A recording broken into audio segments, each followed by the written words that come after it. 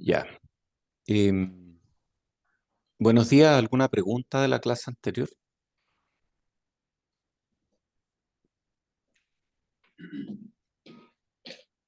Nada, ya igual vamos a dar un repaso corto porque estas dos clases, 4 y 5, hoy día es las 5, están vinculadas, muy vinculadas. Clase pasada comenzamos hablando de este deadening y la idea era ver en parte esta capacitancia SGS y cómo nos afecta el ancho de banda. Y Y también vimos esta resistencia, cómo nos afecta la ganancia.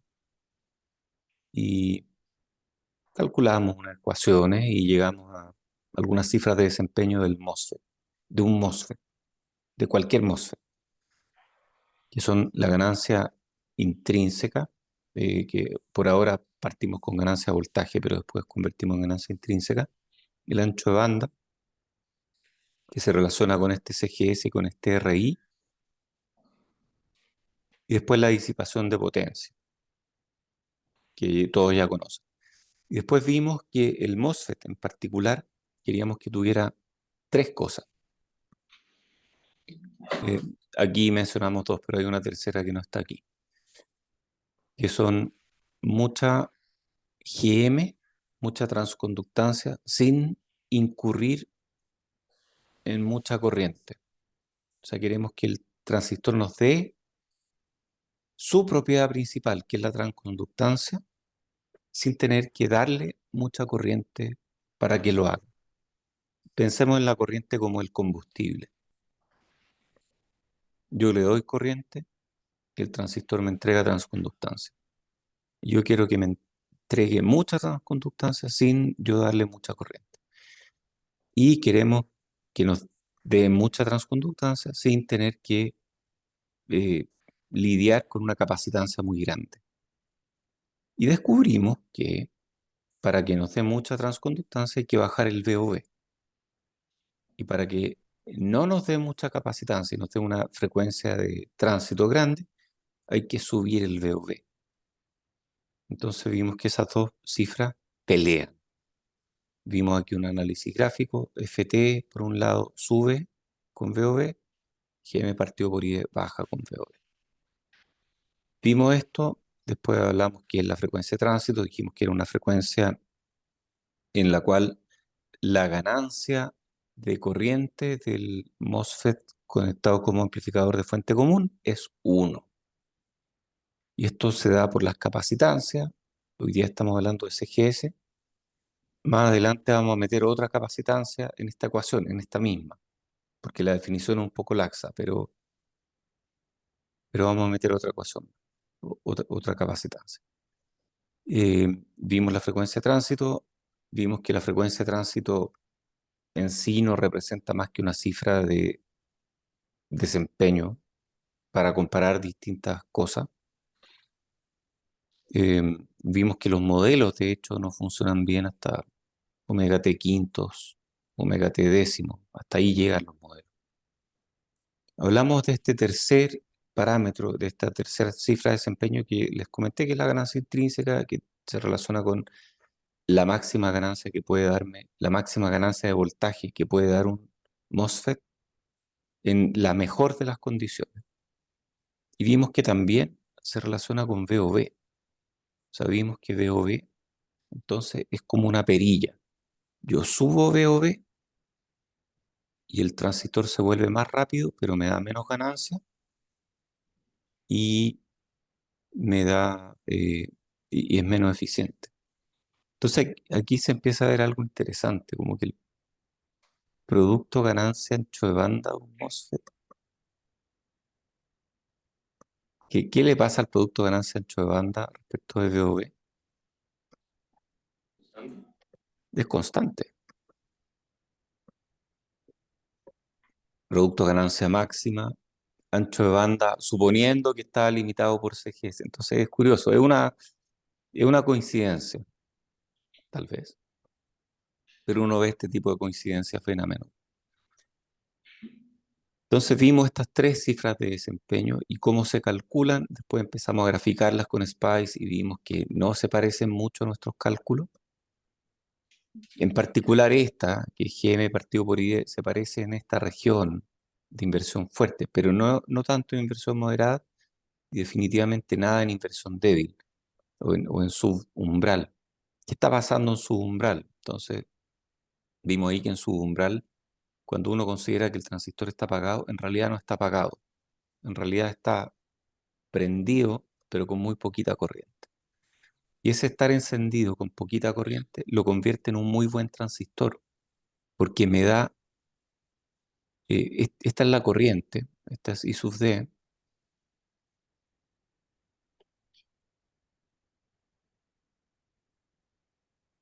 y este es el voltaje con el que lo estoy operando, el voltaje, perdón, de compuerta.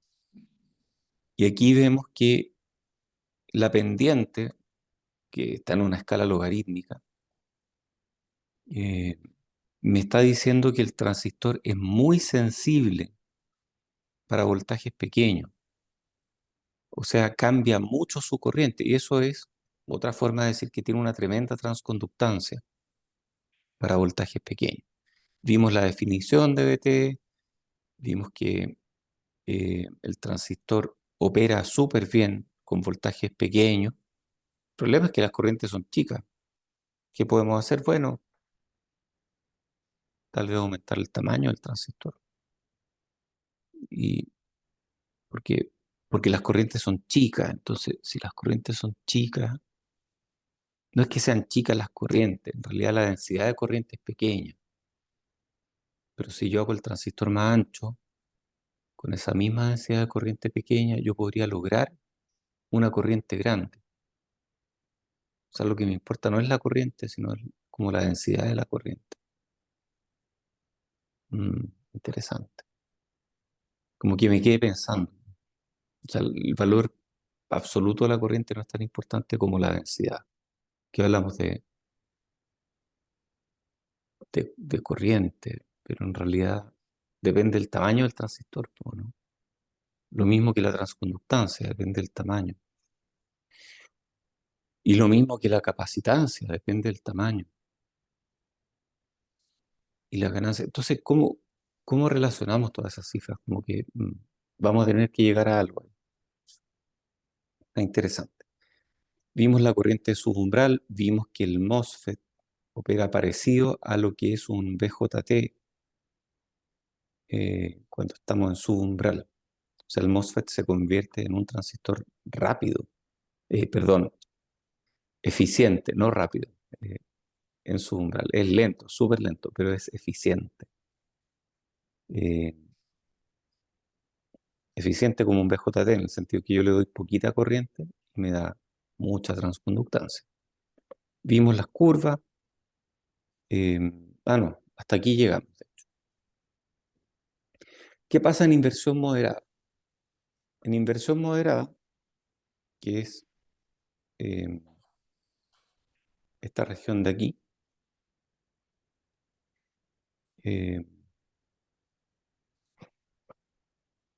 hay dos mecanismos de corriente. Las corrientes de desplazamiento, que en español se dicen desplazamiento, en inglés son drift current.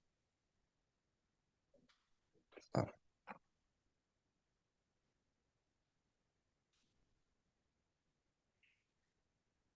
y está la corriente de difusión, diffusion.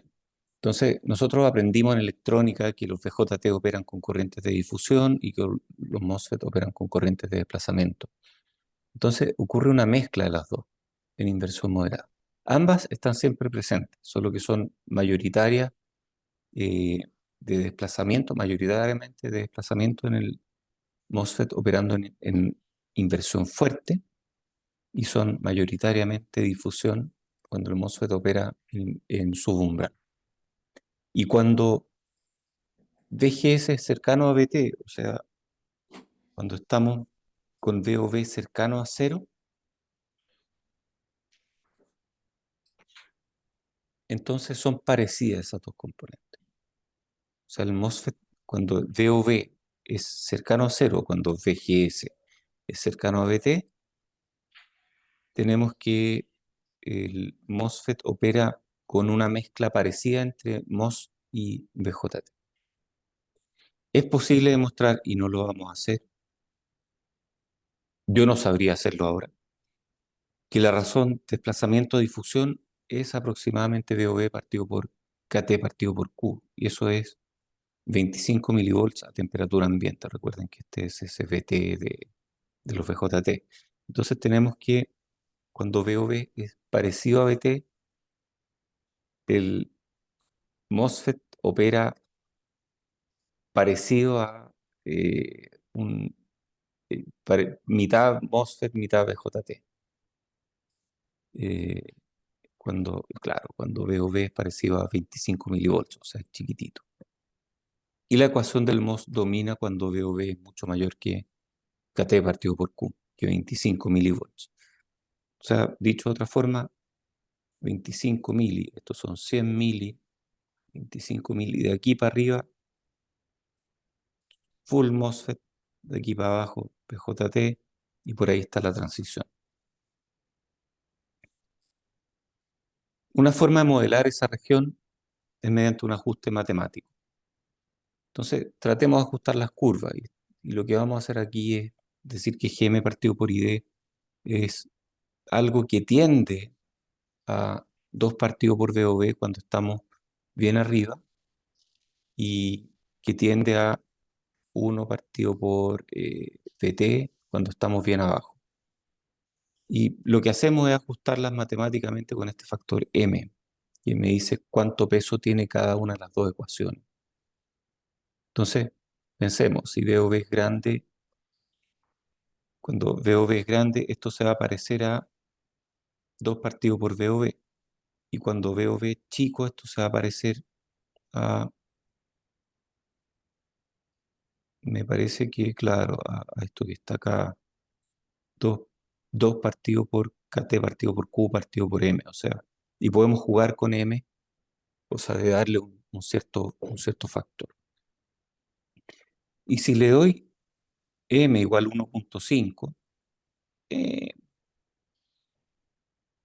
ya no va a ser la misma roja. La roja es la de Spice. Spice siempre tiene la razón. Eso es algo que se sabe en la industria. Me da lo mismo lo que usted crea del MOSFET. Si Spice dice otra cosa, Spice tiene la razón. Y mi jefe, él mismo dice, yo soy una persona guiada por los datos, data driven. Si yo le muestro datos y los datos lo convencen, estamos súper bien. Si al revés, yo le muestro datos que no convencen o no le muestro datos, no me va a creer. ¿Profe? Sí, ¿Cómo se llegaría a esa relación entre GM y ID? O sea, ¿cómo se llega al denominador? a este denominador de acá, Sí, eso. a todo eso, esto al final es un ajuste matemático, ¿ah? Es un truco de alguien que dijo, ya, ¿sabéis qué? Voy a hacer una mezcla de ecuaciones. Y cuando un factor domina, me voy para un lado, y cuando otro factor domina, me voy para otro lado. O sea, esto tiende a diferentes cosas. Veamos, cuando veo B es grande, este uno más es chico. Si este uno más es chico, entonces, a ver, voy a hacerla acá. Veo B grande. Esto tiende a 2 partido por M por Q partido por KT por 1 partido por raíz de este uno más, digamos que es chico, respecto de esto, y nos queda eh, V o V, y aquí arriba nos queda KT partido por Q. Estos se van y nos queda 2 partido por M por V o V. Y si este M es parecido a 2, nos queda el 1 partido por V o V, pero no, queríamos llegar a 2 partido por V o V. Ese era el valor al que queríamos llegar.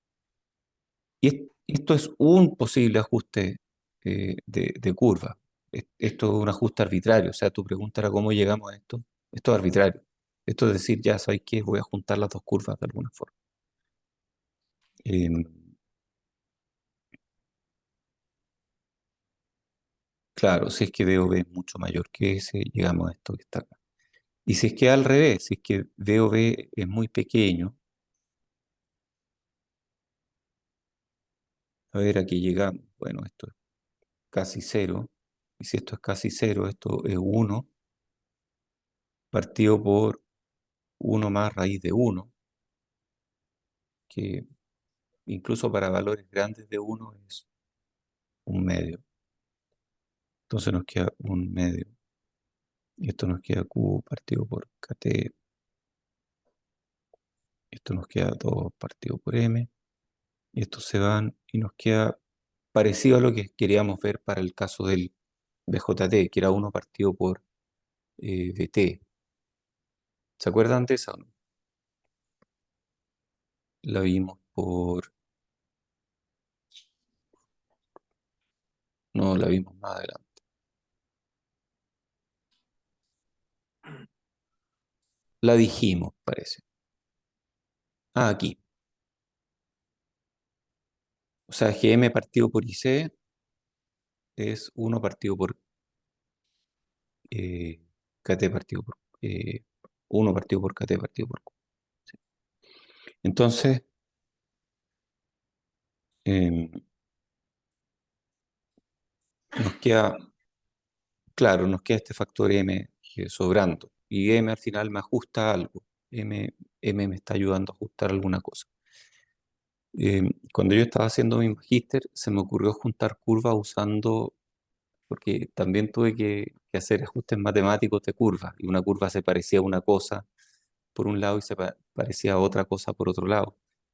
Y se me ocurrió hacerlo con arco tangente, porque el arco tangente encontré yo que era una curva muy pronunciada, que me podía dar esa transición. Aquí, quien creó las láminas originalmente, se le ocurrió hacerlo con esta función. Eh, es simplemente una función arbitraria. ¿Por qué raíz? ¿Y por qué raíz cuadrada y no raíz cúbica con un cubo aquí? Es arbitrario. ¿Por qué tendría que ser un entero? Absolutamente arbitrario. Es como para jugar con los números y ver si podemos llegar a algo más parecido. Y lo que ocurrió aquí es que, bueno, la curva de Spice, que es la roja, sigue no pareciéndose mucho a mi curva teórica con modelo de canal largo. Y tal vez, si lo miro bien de lejos, se parece un poquito más a mi curva ajustada con ambos modelos. Pero no voy a estar metiendo esta ecuación tan grande para calcular GM partido por ID en regiones difíciles. ¿O sí? No sé, no me convence mucho. A mí no me convence. Si hacemos suma en inversión fuerte, vemos que igual son distintas. No mucho, pero son distintas. Entonces, ¿qué está pasando ahí? ¿Por qué, por qué hay diferencia? ¿Por qué la ecuación de canal largo me está sobreestimando lo que me dice Spice, incluso en inversión fuerte? Y la respuesta es que hay efectos de canal corto que no hemos visto. O sea, los modelos son más complicados de lo que hemos visto. Y estos son algunos de estos efectos de canal corto. Digo algunos de, porque a medida que avanza la tecnología y los transistores se hacen más cortos, aparecen nuevos efectos y aparecen nuevas formas de mitigar esos efectos, como doble difusión, o no sé, como em, difusiones extendidas o algunas otras cosas que evitan que estos efectos me afecten, pero igual afectan. Y estos son algunos de estos efectos. Y vamos a ver algunos, vamos a ver los dos primeros, que son saturación de velocidad debido a un elevado campo lateral y degradación de movilidad debido a un elevado campo vertical. Aquí hay otros dos que están en la lámina, pero no nos vamos a detener en ellos. A ver, ¿qué pasa con esto de saturación de velocidad debido a un elevado campo lateral? Este es el MOSFET.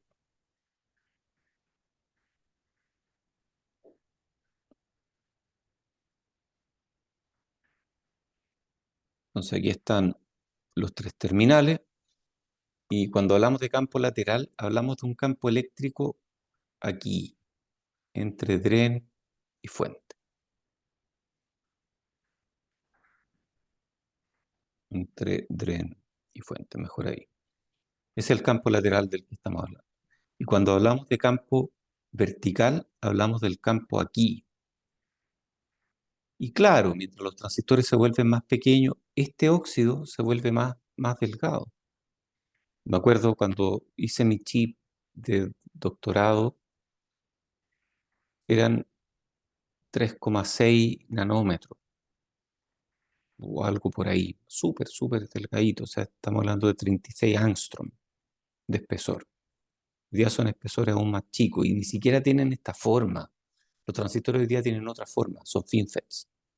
Los más nuevos son FinFETs. No vamos a ver FinFETs en este curso, pero son, al final, son transistores con doble compuerta, son distintos a lo a lo que estamos trabajando aquí. Estos transistores que estamos viendo, sí, funcionan súper bien para circuitos analógicos. Los FinFETs son más en cosas digitales. Eh, Igual hay cosas analógicas con FinFETs, pero no los vamos a ver en este curso. Entonces el campo vertical se vuelve muy grande si es que los voltajes no escalan junto con el espesor del dieléctrico. Y después el campo lateral, obviamente, si L se vuelve más pequeño y no escala los voltajes, el campo lateral crece.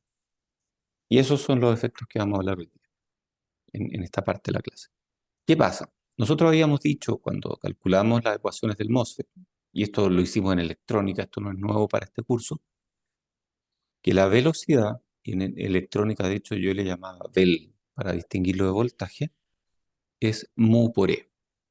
Y era una ecuación que nos llamaba la atención, decíamos, qué raro, porque la fuerza sobre los portadores de carga es proporcional al campo eléctrico. Entonces, si yo tengo un campo eléctrico, los portadores van a acelerar. Entonces, la velocidad no es proporcional a la aceleración. La velocidad como que crece cuando hay una aceleración constante.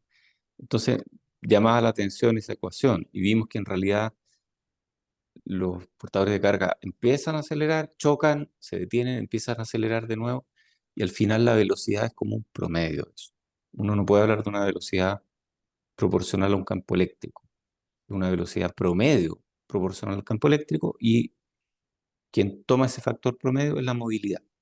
Entonces la movilidad me dice cuán móviles son mis electrones en promedio.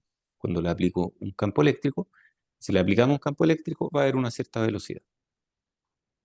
Perfecto. Ese era nuestro modelo. Pero la velocidad de los portadores en el silicio es limitada y vemos que cuando el campo eléctrico crece mucho, la velocidad satura. O sea, en vez de tener esta velocidad de drift, ¿qué era drift? Desplazamiento, ya.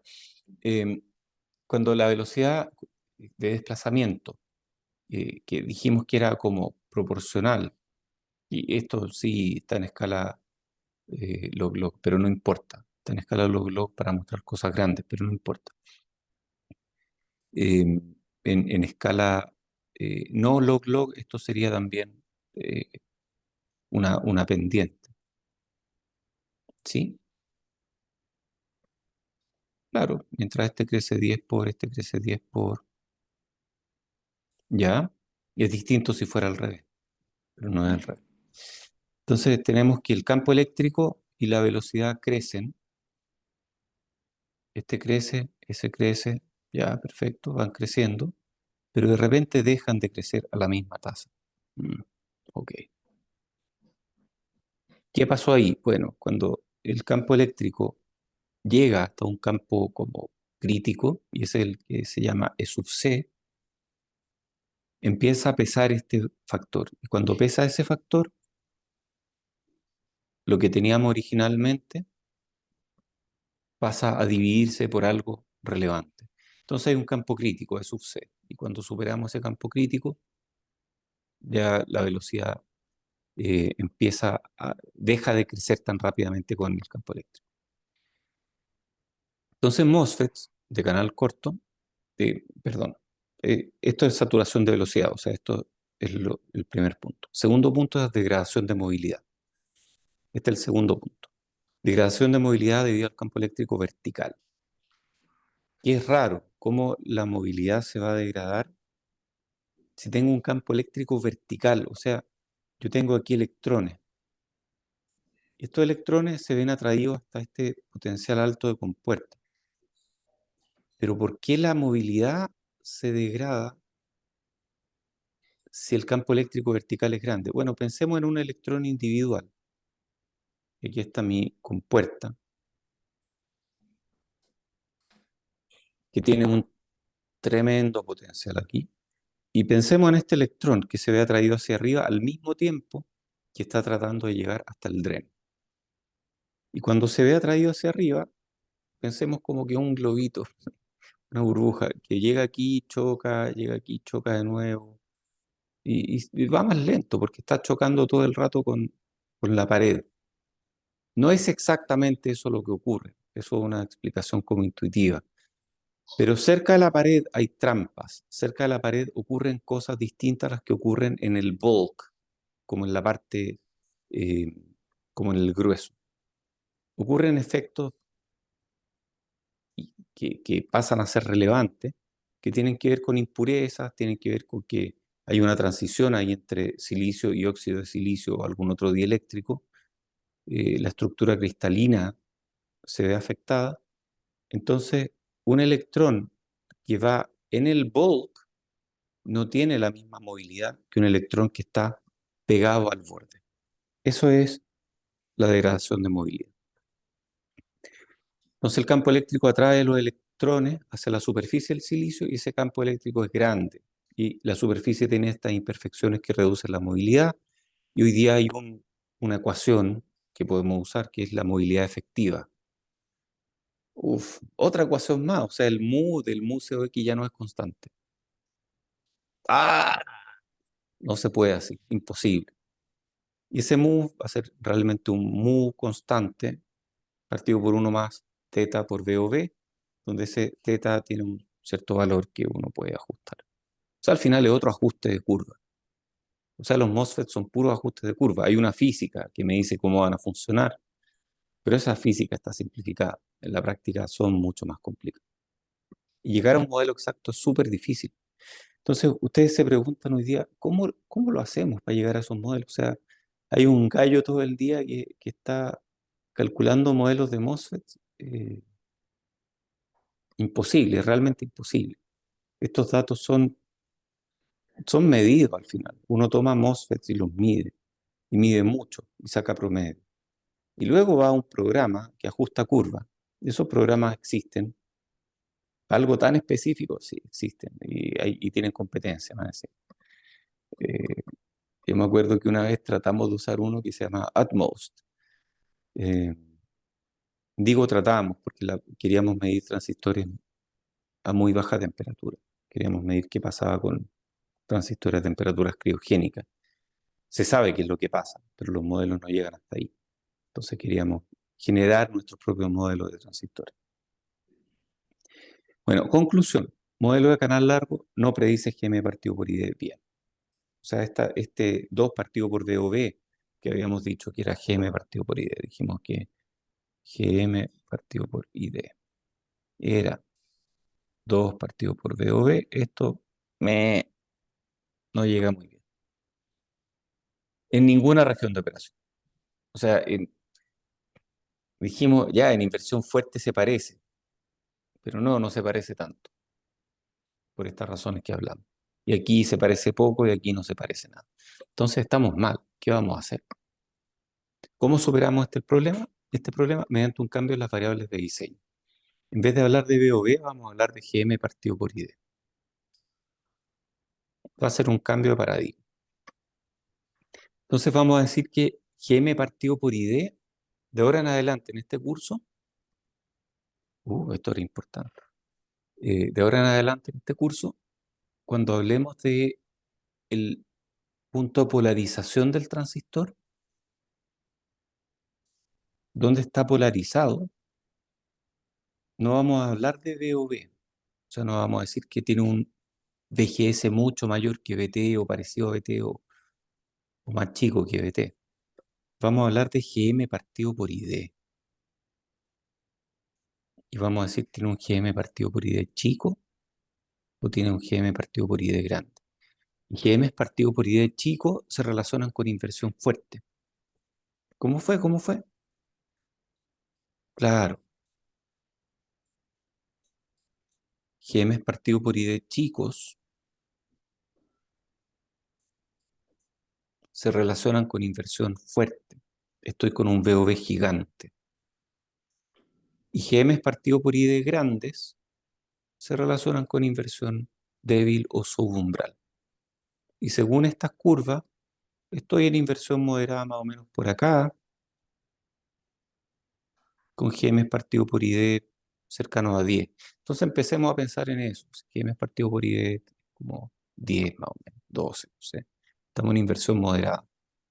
Si 5 estamos en inversión fuerte, súper fuerte. Y si mucho más grande, si es 20, estamos en inversión débil o subumbral. Esta no es la única forma de modelar transistores. Existen otros modelos, EKB, por ejemplo, que buscan otras cosas. Y hay gente que calcula el coeficiente de inversión. Y hay gente que en vez de hablar de GM partido por I, hablan de coeficiente de inversión directamente. Eso es arbitrario. GM partido por ID al menos me da una idea de cuánto GM me da por cada unidad de ID que yo le meto. Entonces, me parece que GM partido por ID es mejor para diseñar. Y lo que estamos aprendiendo es cómo diseñar. Ya, pues. Entonces, eh, dijimos un cambio en variables de diseño. Ahora mi GM partido por ID va a ser mi variable de diseño, va a ser mi perilla. Esta es mi perilla que yo voy a estar moviendo. Cuando pongo esa flecha así, no es que esté cancelando cosas, es que estoy ajustando, como si fuera una resistencia variable. Estoy ajustándola. Y mi GM partido por ID va a implicarme un FT y va a implicarme una ganancia intrínseca. ¿Cómo lo hace Spice? Bueno, yo les dije hace un ratito que los modelos son complicados y cuando hablamos de modelos complicados es que Spice mete todos estos números que están en la pantalla para calcular el punto de operación de un transistor. Son hartos números, algunos son más relevantes que otros y tal vez yo puedo tener modelos muy parecidos si elimino la gran mayoría de estos números. Ya se están poniendo exquisitos, como tantos números. No es necesario. Y ojo, este es un modelo simple. Este es un modelo que se puede publicar. Para llegar a este modelo basta con buscar en la web. No tengo que firmar acuerdos de confidencialidad. Los modelos más complicados tienen miles de parámetros, miles. Ya está bien, tomen fotos y saquen memes de yo diciendo miles de parámetros. Son demasiados, son muchos parámetros. Es imposible que una persona sea capaz de calcular cómo opera un MOSFET en alguna condición en particular de manera precisa, porque son muchos parámetros. Ay, ¿por qué son tantos parámetros que ya nos pusimos exquisitos? No, no nos pusimos exquisitos. Son hartos parámetros porque si el transistor queda mal modelado y yo mando a fabricar un circuito y gasto millones de dólares literalmente para preparar las máscaras para fabricar ese circuito, el circuito queda mal, empiezo a temblar, como que, imagínense, sería terrible. O sea, yo hoy día estoy simulando algo y quiero asegurarme que funcione y por eso lo estoy simulando muy bien. Y si esa cosa no funciona bien, uff, es un problema. Entonces los modelos tienen que ser tan precisos como la realidad. Los modelos de Spice me dicen, me predicen. Los modelos de Spice son la verdad absoluta en electrónica. Y si el modelo está raro, uff. Y pasa en la industria también. De repente aparece un proceso nuevo y empezamos a trabajar con un modelo y llevamos un rato simulando un transistor con un modelo y el circuito está funcionando más o menos, y de repente llegan de la fábrica con nuevos modelos y aplicamos los nuevos modelos y los transistores funcionan mejor y como que todo se arregla. Esas cosas pasan hoy día en la industria. ¿Preguntas?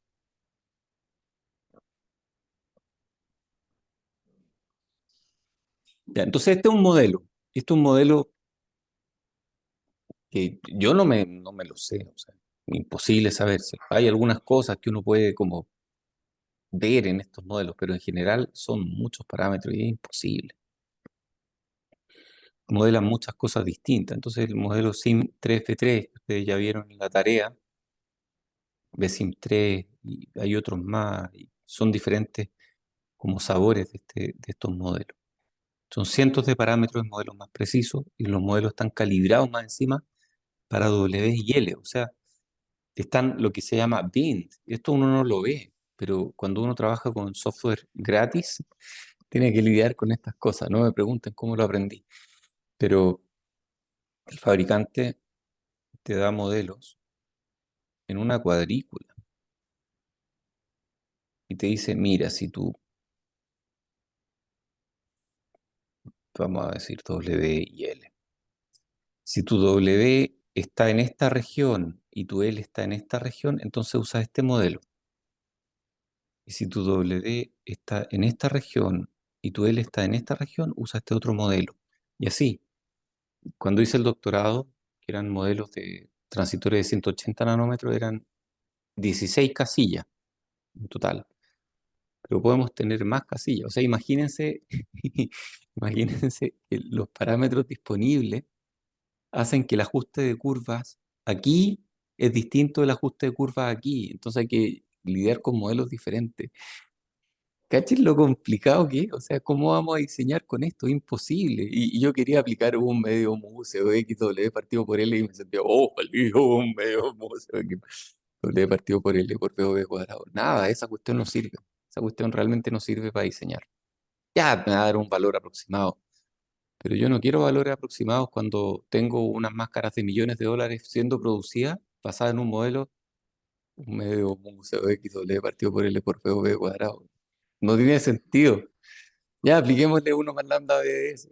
No tiene sentido, no, imposible, realmente imposible. O sea, imposible extraer mu, lambda, PTH de estos modelos, no existen. Esas cuestiones son aproximaciones malas para empezar a jugar con MOSFETs, pero en la práctica no hay por dónde.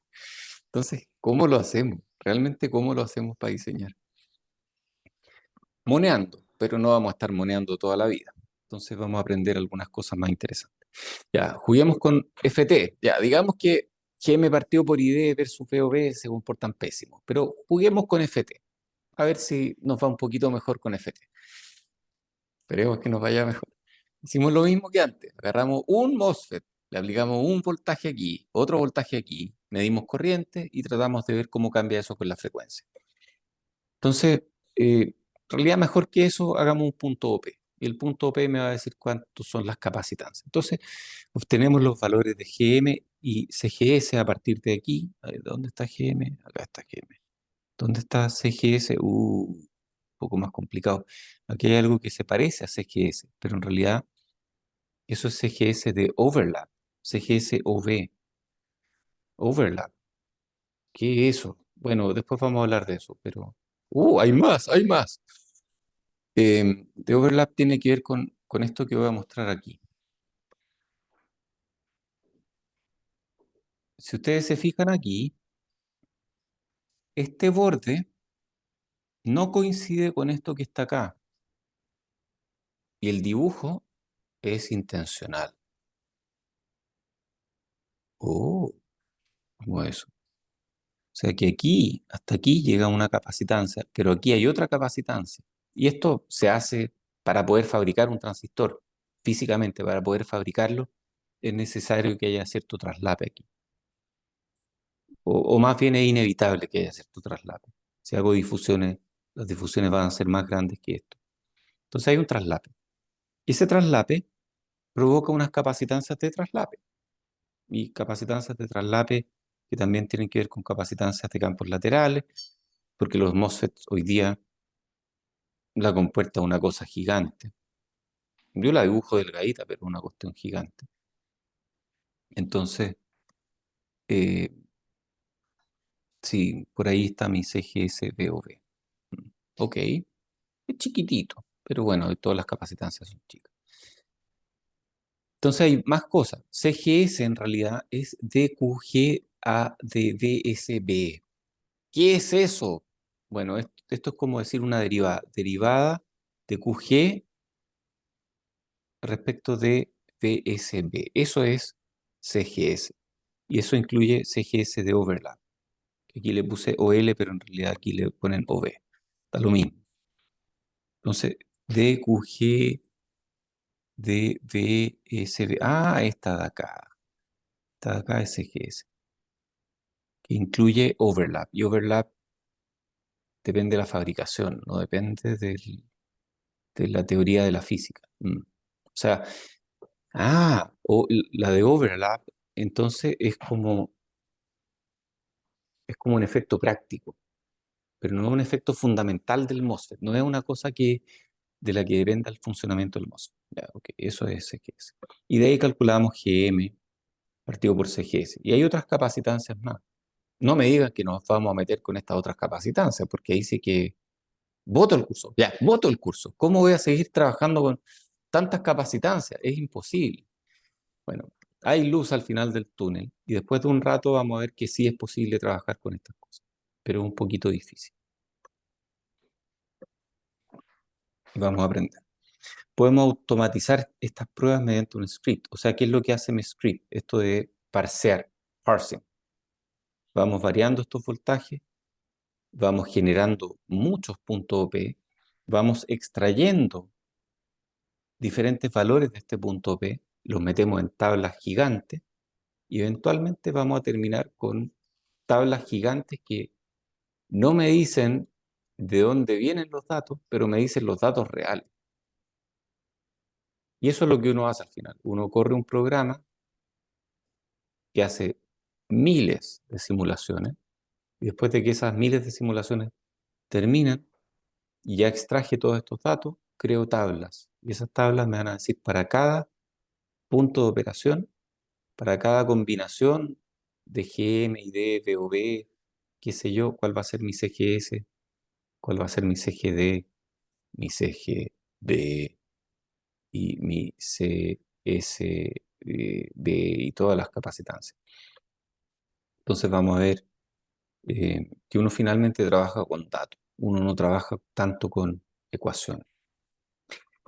¿Puedo olvidarme las ecuaciones? No, no, no, no, no. Igual vamos a seguir usando las ecuaciones, vamos a seguir trabajando con ellas todo el rato, porque nos dan tendencias, pero no nos dan puntos precisos. Ya, pues este es el resultado entonces. Teórico, este FT en gigahertz, nuevamente no significa mucho, pero son rápidos los transistores. Versus VOV, y nuestro modelo teórico decía que esto crece de esta forma, y que de hecho es cero, o sea, mi FT es cero cuando VOV es cero. Y un modelo más real es así, o sea, existe algo de FT cuando mi VOV incluso es negativo. Y sí, mi FT va a limitarse aquí. ¿Por qué se limita aquí? No, pero no se parece mucho a las curvas reales. Entonces el modelo de canal largo no es muy bueno. Hay discrepancias importantes en regiones de subumbral y en región de inversión fuerte. Lo vemos aquí. Estas dos se parecen más o menos aquí. Pero aquí, en inversión fuerte, terrible. Y en subumbral, terrible. Entonces, son malos los modelos. Las razones son las mismas que para la discrepancia en GM partido por ID. Se comporta como bipolar en operación subumbral y en inversión moderada, y hay efectos de canal corto cuando veo que es grande. O sea, los modelos no predicen bien ni muy arriba ni muy abajo. Esto es interesante, ¿eh? Si nos ponemos a mirar con detención qué pasa aquí, el producto entre GM partido por ID y FT. ¿Qué pasa ahí? Porque tal vez yo quiero un transistor, yo quiero el producto de las dos, o sea, quiero que sea eficiente y quiero que sea rápido. Y el producto entre las dos me va a decir qué tan eficiente por rápido es. Y ya, las junto y en teoría se cancelan y me queda una constante, donde mi cifra de desempeño es FT por GM partido por ID, que no sé qué significa, y está en gigahertz partido por volt, que no sé qué significa tampoco. Después vamos a jugar con otras unidades como volts partido por raíz de hertz. Esa les va a encantar. Esa es mi favorita. Volts partido por raíz de hertz. Pero esa la vamos a ver después cuando hablemos de ruido. Hoy día vamos a hablar de gigahertz por volt. No tiene mucho sentido, pero da lo mismo, es constante. Y en la práctica, según Spice, Spice es lo mismo que la práctica. Spice es la verdad, Spice es la razón. ¿Por qué hiciste esto? Porque Spice me lo dijo. ¿Por qué la gallina cruzó la calle? Porque Spice me lo dijo. Ya, ustedes no conocen esos chistes, pero no importa. Son sanos en todo caso, son sanos. Eh, Esto tiene un máximo aquí. O sea, hay un punto en el que yo maximizo mi GM partido por ID por FT. Tal vez ese es el punto donde yo debiera operar mis transistores, ¿o no? Tal vez por ahí, ya si queremos llevarlo a un VOV. Sí, y en la práctica ese es un VOV bueno para trabajar un transistor.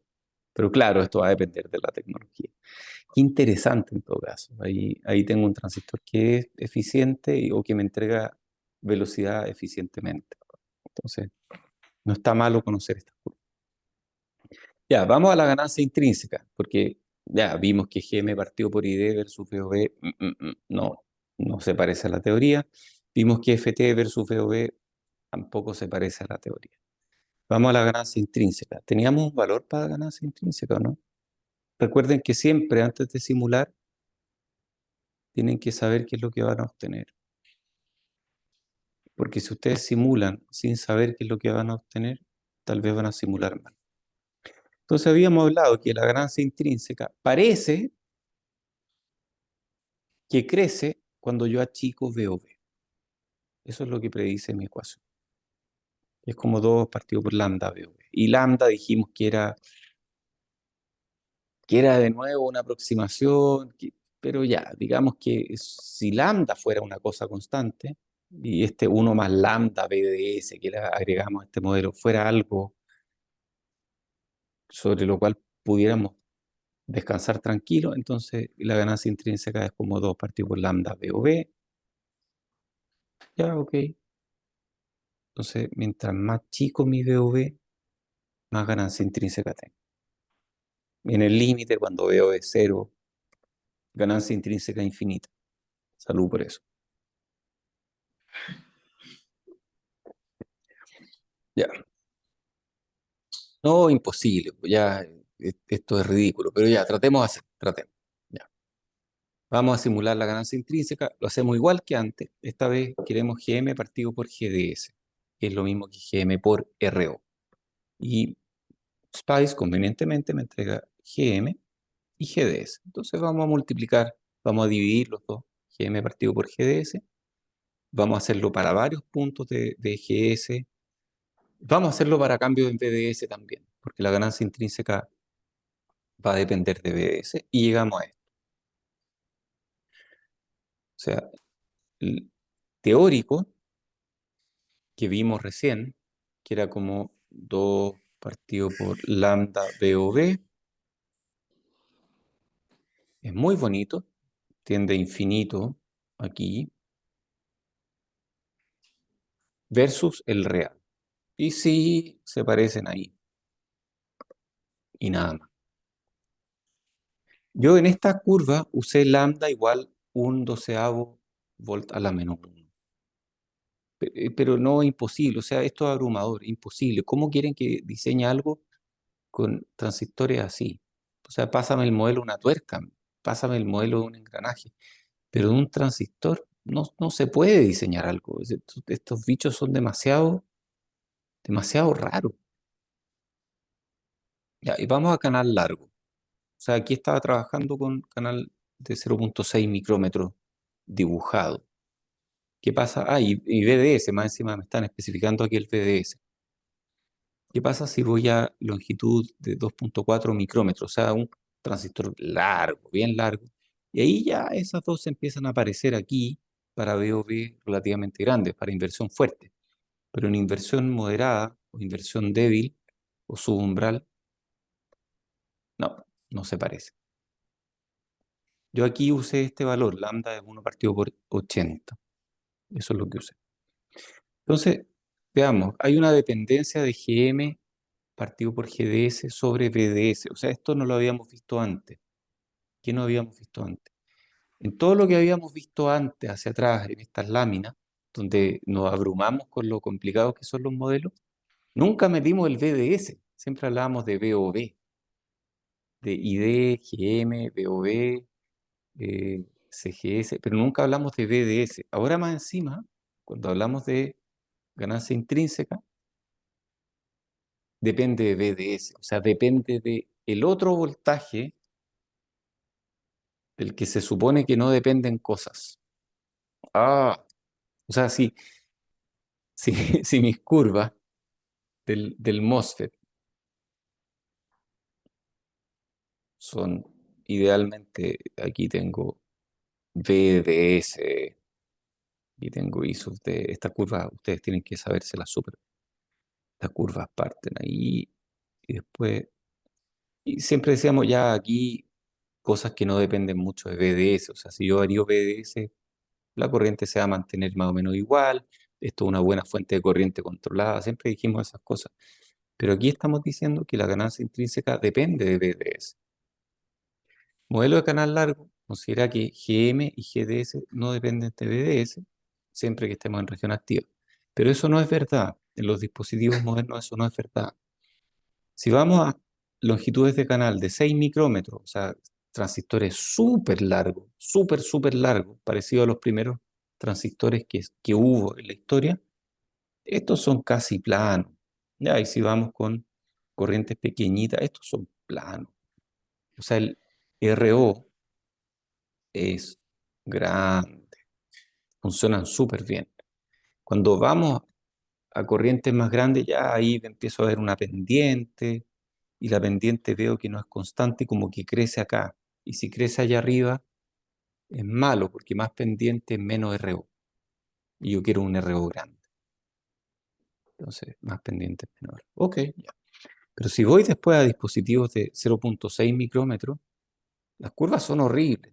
Tienen mucha pendiente acá, tienen excesiva pendiente acá. O sea, mi ganancia intrínseca, ¿cómo sería? Bueno, si lo opero en esta región, ¿cómo le llamamos a esta región? Uy, ya se me olvidó. De triodo, ya, triodo. Si lo operamos en triodo, claro, va a tener pésima ganancia, y me lo está diciendo aquí.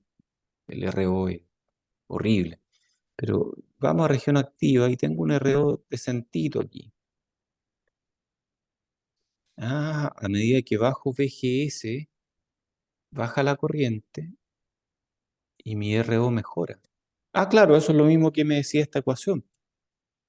Cuando veo V bajo, mi corriente es baja y mi RO mejora. Ya, ok, es consistente.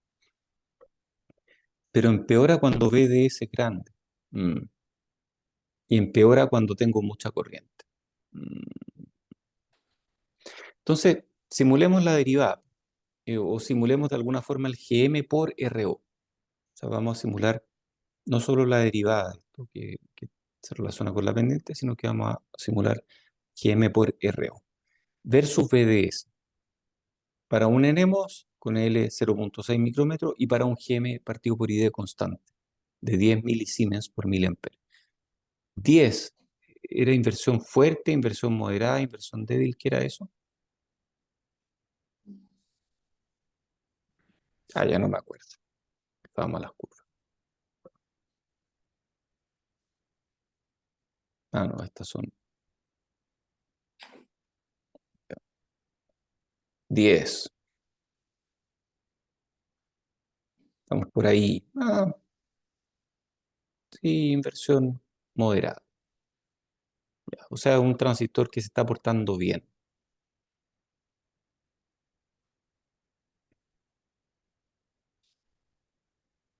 A ver, volvamos aquí. Ah, un transistor que está por acá, más o menos. Claro. Ok, es un buen transistor. O sea, estamos simulando un buen transistor. 10 milisiemens partido por miliampere.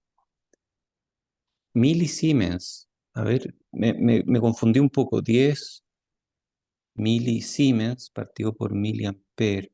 De nuevo, ¿por qué no cancelo esas dos? Ah, y Siemens es ohm. Y A por ohm me da volts. 10 partido por volt. ¿Por qué lo complico? ¿Por qué no puedo decir 10 partido por volt? ¿Por qué tengo que complicarlo y decir milisiemens partido por miliampere? Hagámoslo peor.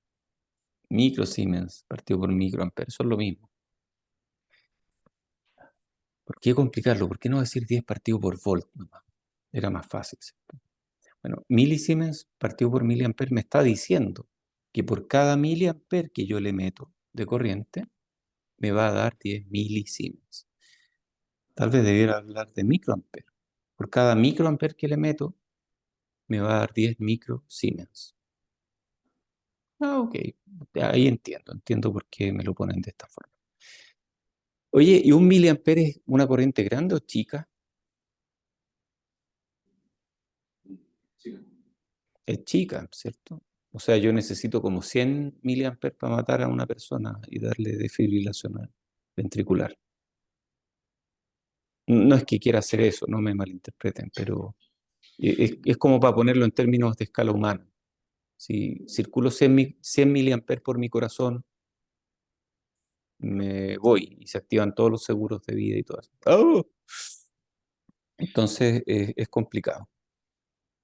100 miliamperes es una corriente grande para un ser humano. 100 miliamperes es una corriente diminuta para un conductor, para un cable.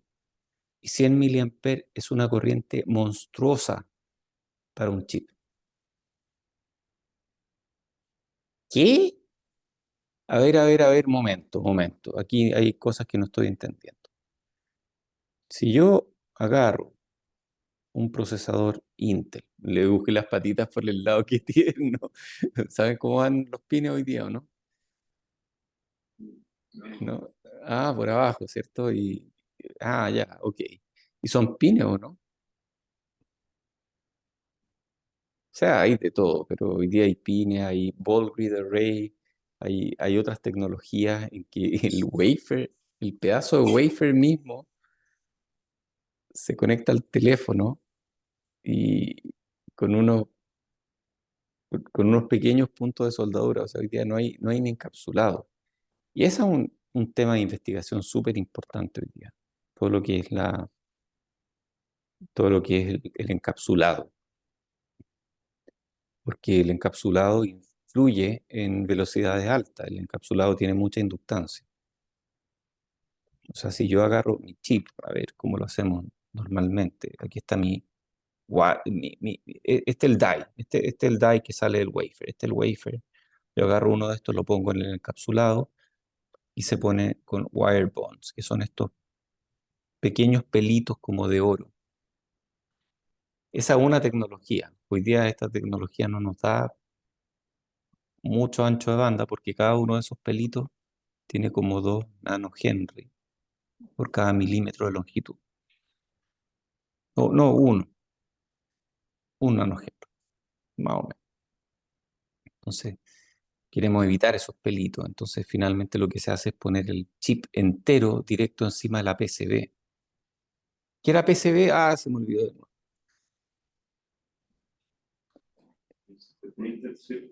Printed Circuit Board. Ok. Ya. Entonces, la PCB es la típica tarjeta electrónica. Ahí yo pongo el chip, lo sueldo en esa PCB. Y dentro de ese chip, en realidad está mi chip, mi TAE. Y hoy día el chip se suelda directo a la PCB prácticamente. Digo prácticamente porque hay poquitas capas entre el chip y la PCB. Hay unas tecnologías súper interesantes. WLCSP, por ejemplo. Súper interesante. Entonces, cosas que he aprendido aquí en la industria. Eh, sí. Entonces, ya. Hicimos este cálculo de GM-RO, GM por RO versus VDS, y vemos que GM por RO, o sea, mi ganancia intrínseca es terrible acá, es enorme acá, enorme 70. Wait.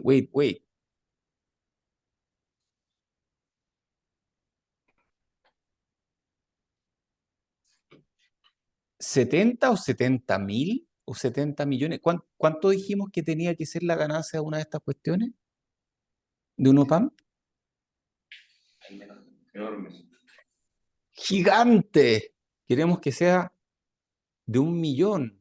Queremos que sea tan grande que no nos preocupamos. O sea, queremos, así como quien quisiera tener en la cuenta corriente tanta plata que no te preocupáis cuánto tienes.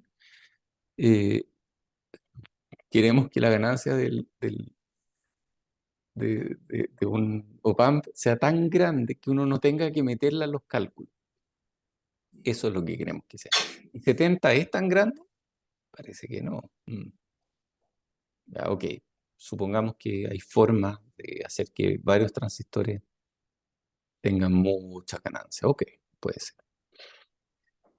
70 es una muy buena ganancia en un transistor. 70 es gigante, es caleta para un transistor de este tamaño. Está bien.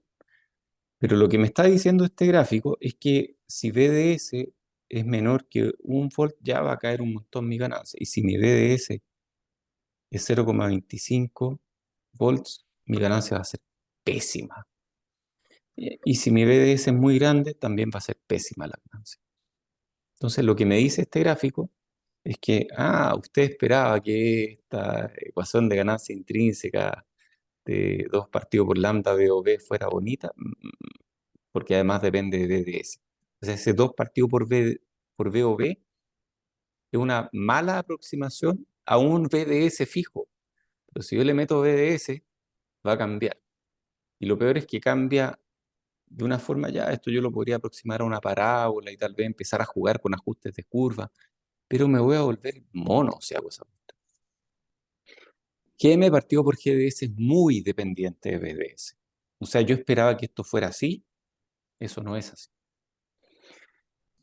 Sobre todo debido a GDS, porque GDS depende mucho de VDS, tal como lo vimos en estas curvas. Y yo veo que mi GDS es la pendiente, GDS es esta pendiente. GDS es 1 partido por RO y RO es 1 partido por la pendiente, por lo tanto GDS es la pendiente.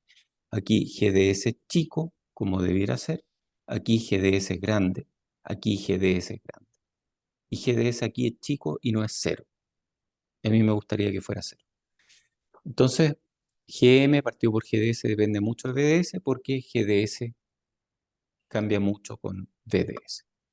Existe una transición gradual entre triodo y región activa. ¿Cómo eso? ¿Dónde estoy en triodo? A ver, ¿dónde estoy en triodo aquí? Nunca he sabido. Aquí es claro, casi claro, digamos que de aquí para abajo estoy en triodo. Más o menos, tal vez de ahí. Hay una transición gradual, pero no es tan claro. Aquí es menos claro, o sea, digamos que de aquí para allá yo estoy seguro de que estoy en región activa. De aquí para abajo seguro que estoy en triodo, pero aquí hay una cierta gradualidad, o sea, el paso de región activa a triodo no es tan claro. Hay una transición gradual. El modelo de canal largo predice un cambio abrupto que ocurre cuando VDS es igual a VOV. Mi modelo de canal largo me dice esto, llega ahí, hasta ahí llega tu triodo, y ahí parte tu activa. Pero en realidad la transición es más gradual. Típicamente, esto es un buen dato a recordar, necesitamos que VDS sea mayor que VOV. Eso es lo que me dice, eso es lo que me dice lo que aprendí en electrónica. Esto es lo que aprendí en electrónica. VDS tiene que ser mayor que VOV para que yo esté en región activa. Pero en realidad eh, tengo que sumarle como 4 kT partido por Q. Y kT partido por Q dijimos que era como 25 milivolts a temperatura ambiente. 4 kT partido por Q son como 100 milivolts. Para asegurar una ganancia intrínseca razonable. O sea, yo no quiero tener VDS más chicos que, independientemente de mi VOV, 100 milivolts.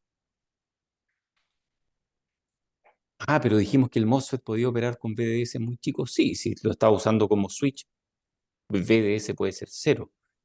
Pero si quieres sacarle algo de ganancia, tienes que darle un poquito de VDS. ¿Cuánto? Como 100 milivolts al menos. ¿Y dónde están los 100 milivolts acá? ¿Están acá los 100 milivolts? No, eso es un volt. Los 100 milivolts están por acá. Ahí. Ya, ese es como el mínimo VDS. Pero bueno, es más VOV, entonces este gráfico no sirve mucho. Pero no importa. ¿Hay preguntas?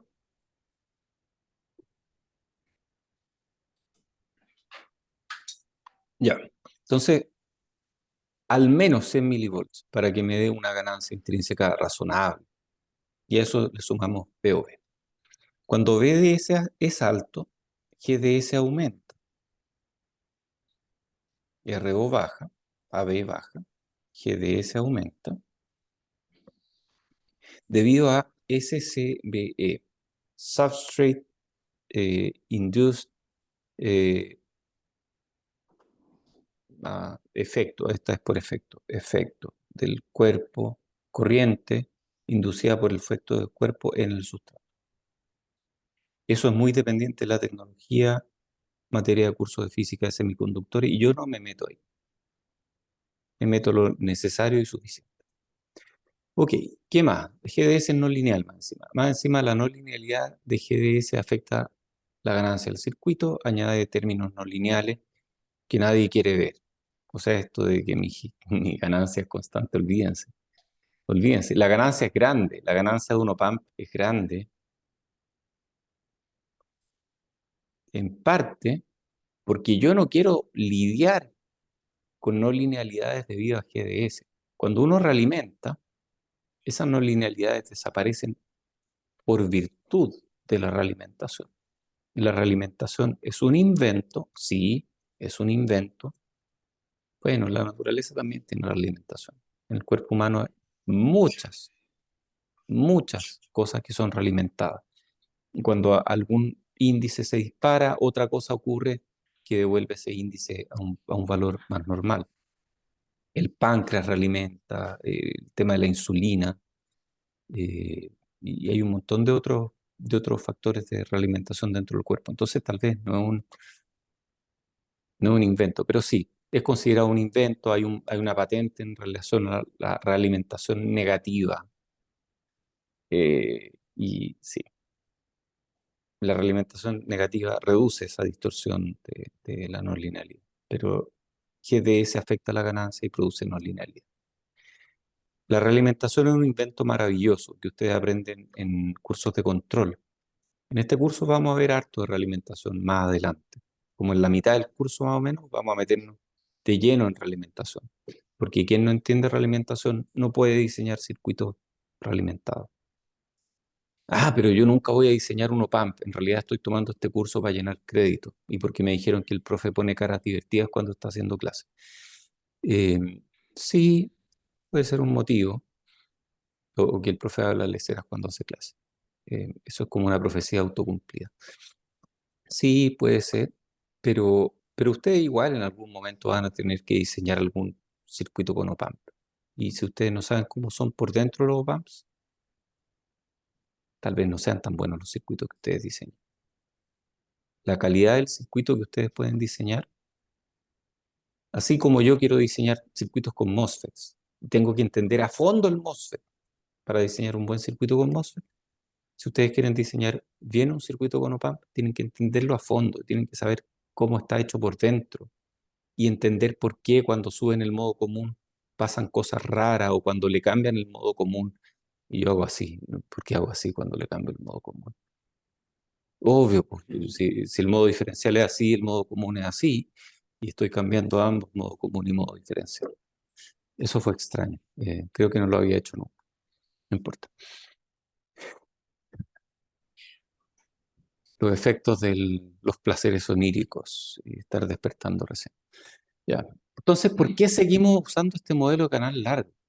Y esta es la última lámina de esta clase y me la arreglé para llegar aquí casi hora y media, casi hora y cuarto. Hemos visto que el modelo de canal largo no predice de manera precisa el comportamiento de un modelo. No hay por dónde, no hay cómo, no. No, no, no. No hay ninguna expresión simple que me pueda vincular GM partido por ID con FT y con la ganancia intrínseca, relacionándolo de alguna forma con VOV. No, no hay, no existe. No es que no lo haya encontrado, no existe. Es imposible. VOV tampoco me predice muchas cosas, entonces VOV es malo. Tener VOV no es malo, pero VOV no es una buena cifra para la cual yo diseño. Y esto es una pelea, porque hay gente que dice, ya, ¿y cuál es el VOV de ese transistor? Pero la pregunta correcta es cuál es el GM partido por ID de ese transistor. Y uno en la cabeza hace la conversión, ya más o menos.